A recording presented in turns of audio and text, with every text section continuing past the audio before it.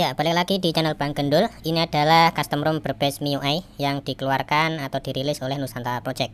Biasanya Nusantara Project itu kan ngerilis AOSP ya, tapi ini versi MIUI-nya.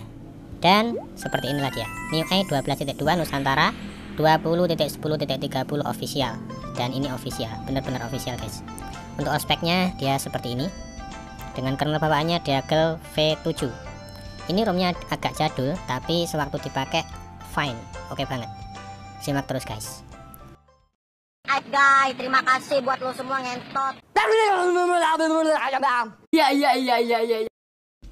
Pertama kali flashing, untuk tampilannya kayak gini. Bloatware-nya biasa aja, dan ada beberapa aplikasi juga. Dan untuk notifikasinya kayak gini. Kalau dilihat di dalamannya ada Nusantara Wings. Untuk Nusantara Wings sama kayak di AOSP ya, kurang lebih. Ada status bar, kalian bisa atur untuk status barnya di sini. Status bar stylenya ada 4 pilihan termasuk default. Di sini aku pakai yang punyanya iOS. Kalau misalkan kalian suka pakai Vivo, tampilan Vivonya kayak gitu untuk status barnya ya. Tapi kayaknya lebih bagus pakai iOS deh. Di bawahnya juga masih banyak ada fitur-fitur lainnya.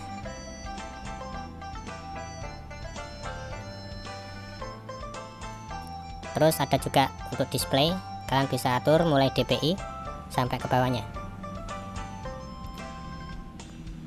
Terus ada blur effect, kalian bisa atur untuk blurnya. Kemudian di bagian home screen kalian bisa lihat ada text style, ada 3 pilihan, default, running line, sama 2 lines.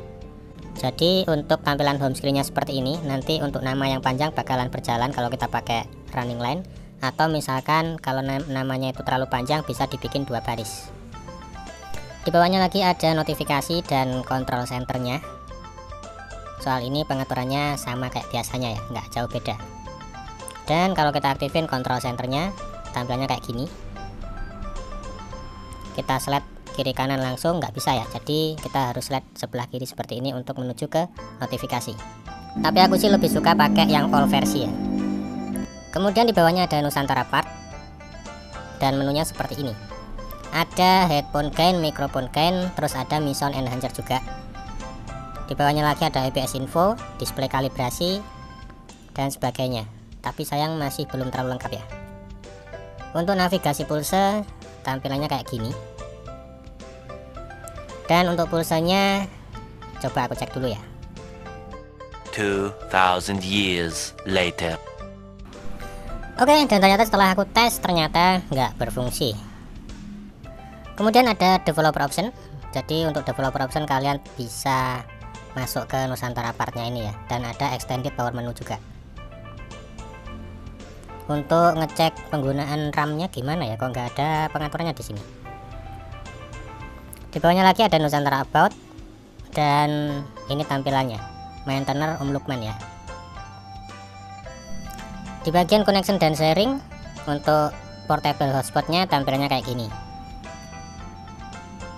Untuk menunya kayak gini. Di bagian SIM card dan mobile network, coba kita cek di bagian preferred network tipe yang ini, dan ternyata sudah banyak pilihannya. Ya ini guys, kalau Nusantara Project keren pasti hasilnya. Kalau untuk fitur-fitur yang lain kayak display, terus home screen, wallpaper bisa dibuka ya. Kalian bisa cari untuk pilihan wallpapernya banyak banget. Ada 27 wallpaper di sini guys.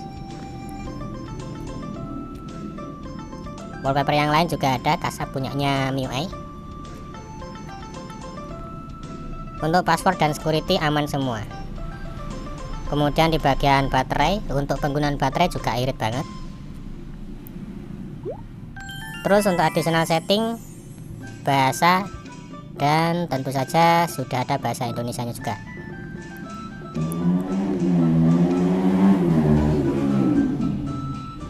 Selain itu juga ada region yang bisa kita ubah. Terus ada lagi developer option di sini. Ini yang tadi ya. Di bawahnya ada special fitur dan ada gaming turbo juga.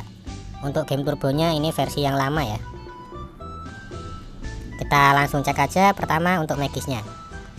Untuk Maggie sebenarnya safety netnya ini tidak tercentang semua ya guys, tapi karena di sini aku pakai modul khusus, jadi untuk CTS profilnya bisa kecentang juga. Kemudian untuk kameranya, sebenarnya untuk kamera pun juga ada beberapa kendala ya, terutama untuk kamera sound. Ini masih tetap bunyi walaupun kita nonaktifkan, tapi bunyinya nggak sekencang waktu kita aktifkan guys. Terus kemudian untuk save to SD card ini ngebug kalau kita hidupin, jadi sebaiknya kita matiin aja. Terus kemudian untuk add timestamp ini sama watermark ini kalau kita aktifin sebenarnya dia ngebug ya, dia nggak muncul alias off untuk watermark sama timestampnya.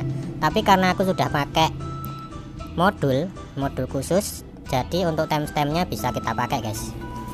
Contoh aja di sini aku coba jepret dan hasilnya seperti ini.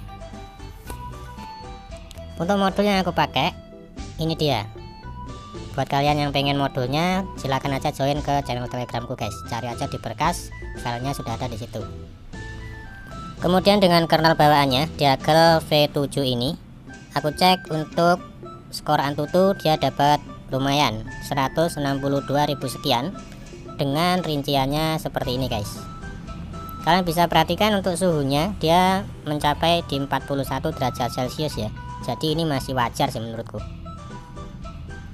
Cuman untuk verifikasi ini masih fake ya, nggak tahu ini kedetek sebagai apa. Kalian bisa searching sendiri GM1917 itu apa. Kemudian untuk CPU throttlingnya hasilnya kayak gini guys. Kalau dilihat dari maksimal CPU clocknya, kernelnya sudah pasti OC ya, overclock. Dan ini benar-benar dipakai main game, kerasa lumayan nyaman guys. Dengan fitur-fitur yang lumayan lengkap, aku rasa seharusnya Nusantara Project nerusin ya untuk project MIUI nya ini.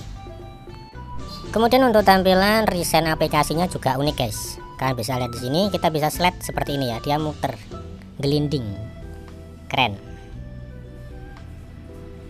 Untuk cleanernya juga berfungsi dengan baik.